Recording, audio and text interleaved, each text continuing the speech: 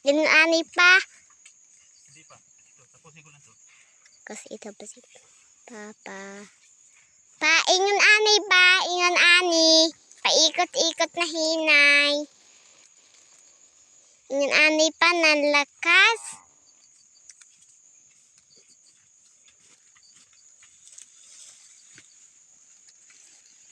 Ito pa si tatay. Yan po yung ano namin. Yan po yung papa ko guys. Ang tapang kay tatay pawaman ingon ani.